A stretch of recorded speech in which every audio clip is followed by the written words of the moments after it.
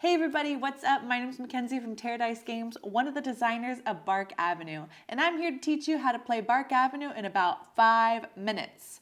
I believe in us, we can do it. It can be done. If you're looking for a step-by-step video where we guide you through the rulebook, we already made that, so you can check that out right here. But enough chit-chat, we are in the city that never sleeps, and those dogs need a walking. Bark Avenue plays 1 to 5 players, and a solo mode can be found in the back of the rulebook. It takes around 15 to 20 minutes to play per player and is considered Gateway Plus. Bark Avenue is centered around the day in the life of a New York City dog walker in Upper Manhattan. Players balance walking several dogs at once with competing needs, including walk length, preferred activity, bathroom breaks, and compatibility with your other dogs. You will be challenged with solving the puzzle of returning dogs on time and determining which dog to walk next. The game ends when the last round of the sun track has been completed, and the person with the most money wins the game. For a 2-player game, you're going to choose one side of the board and shuffle out the dogs from the other side. 3 to 5 players use the whole board. For the rest of the setup, refer to the rulebook or the full teach, but it should end up looking something like this. Everyone then picks one dog from the 2 in front of them and one hidden goal. Place your dog meeple in the neighborhood the dog lives in, and your dog in the first apartment slot. At the top of the board, you'll see an open dog market. These are all the dogs that are available to walk, and you must go to their location to pick them up. When you look at the dog market, you'll see 3 different types of dogs: solo, group, and foster dog. At the start of the game, you may only walk up to 2 dogs. Always make sure you check the compatibility requirements before picking up a dog, making sure those doggos get along. You earn money from dropping off dogs on time, earning tips, earning your 5th star, advertising, and for achieving your hidden goal card. Okay, but how do we do that? Hold on, I'm getting there. It is helpful to know your destination before you begin your journey. Now that you're familiar with what your goals are, let's see what a turn looks like. Each turn is going to consist of the same 4 steps: roll, move, actions, and track. Roll. You roll the dice and you follow what the dice tells you to do. For example, poop. Use the white die when you're in the city and use the green die when you're in the park. Move. Your movement speed is determined by the speed of your slowest dog, which you can find in the top left corner of your dog card. Actions. Now, this is going to sound like a lot, but it's really just a lot of choices. And at the beginning of the game, you only have to make one.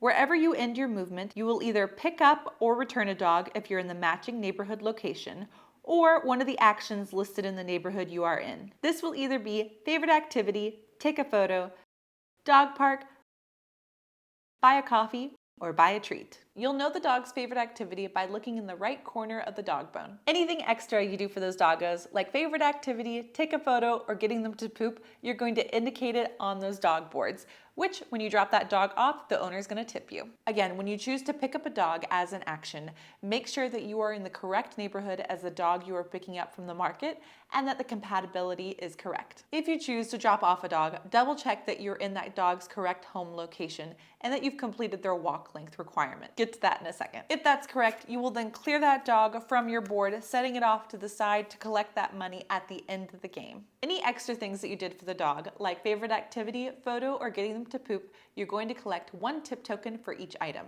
You can save these tips for the end of the game, or they can be used to buy treats or coffee. Treats and coffee are an additional action space that you may take. Please refer to the rulebook to fully explain coffee and treats, but essentially, coffee can give you 2 actions per turn, and a dog bone can help eliminate negative traits about a dog. The last thing you're going to do is to check if you qualify for any good reviews. Each review you unveil will gain you a new ability to help aid you and grow stronger in the game. Now, probably the most important part of the game is the last step: track.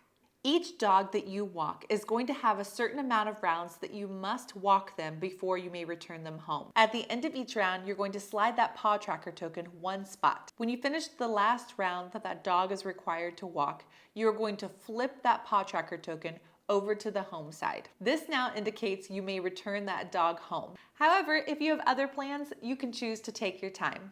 Each round after this, you're going to move that home track token backwards 1 space. It's important to try not to return your dogs late because you still need to go to their home to drop them off to free up that apartment slot. But you aren't going to earn any tips from that dog, and you would be disqualified from earning a star for that dog. Please note that rule changes slightly if you have dogs on your board at the end of the game. And that's it. Those are essentially the 4 steps that are going to happen each round. It sounds like a lot up front, but you'll notice that the turns are going to go very, very quickly, and the game will be over before you know it. And speaking of that, how do we keep track of the rounds? Once everybody has taken their turn, you're going to move the sun tracker down 1 spot.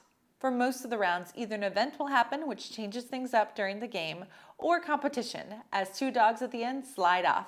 After all, we aren't the only dog walkers in New York City. The game ends when the last round of the daylight track has been complete. Everyone will then add up all their money, and the person that earned the most money is the top dog.